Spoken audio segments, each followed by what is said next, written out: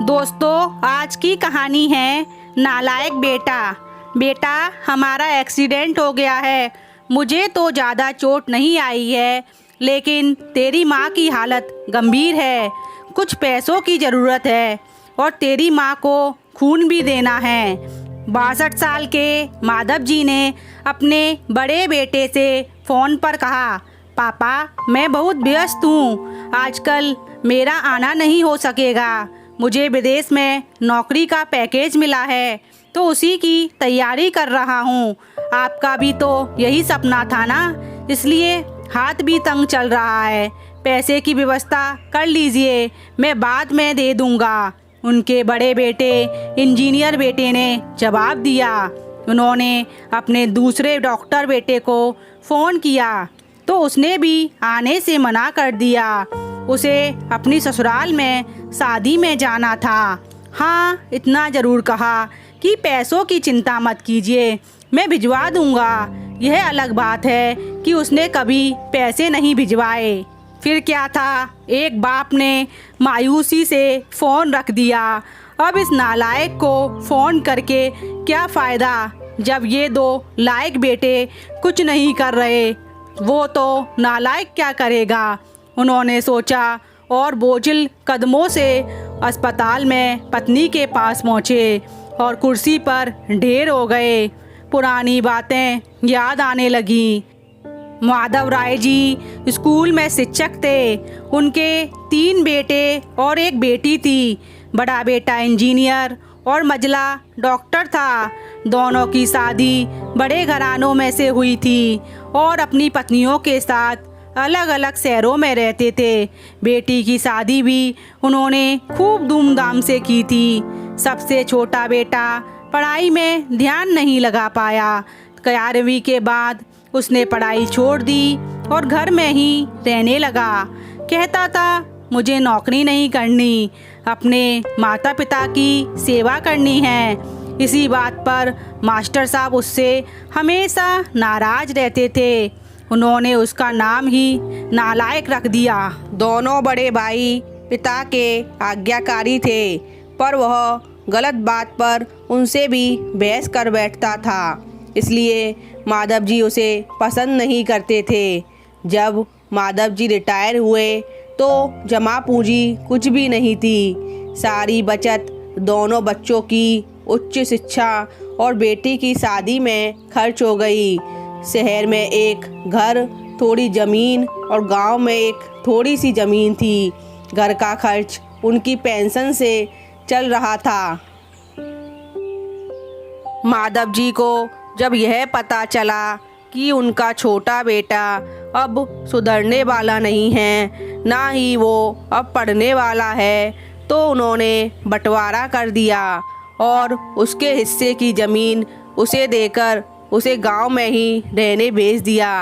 हालांकि वह जाना भी नहीं चाहता था, पर पिता की जिद के आगे झुक गया और गांव में ही झोपड़ी बनाकर रहने लगा।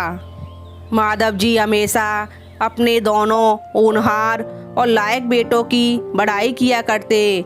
उनका सीना उन दोनों की बड़ाई करते करते गर्व से चौड़ा हो जाता था, पर उस नालायक बेटे का नाम भी नहीं लेते थे। 2 दिन पहले माधव जी और उनकी पत्नी का एक्सीडेंट हो गया था।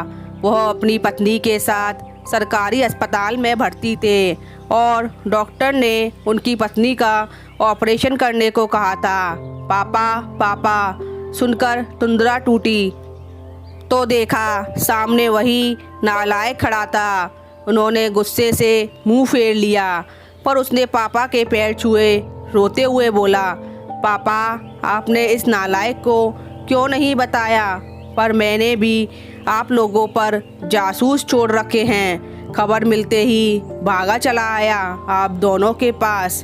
पापा के विरोध के बावजूद भी उसने उनको एक बड़े अस्पताल में भर्ती कराया और अपनी माँ का ऑपरेशन भी कराया और अपना खून दिया। दिन रात उनकी सेवा में लगा रहा। एक दिन अचानक वो नालायक बेटा गायब हो गया। वह उसके बारे में फिर बुरा सोचने लगे। तीसरे दिन वह वापस आ गया। महीने भर में ही माँ एकदम भली चंगी हो गई। वो अस्पताल से छुट्टी लेकर उन लोगों को घर ले आया। माधव जी के पूछने पर बता दिया कि खैराती अस्पताल था, पैसे नहीं लगे हैं। घर में नौकरानी थी ही, वह उन लोगों को छोड़कर वापस गांव चला गया। धीरे धीरे सब कुछ सामान्य हो गया। एक दिन यूं ही उनके मन में आया, माधव जी के मन में आया कि उस नालायक बेटे की आज खबर ली जाए।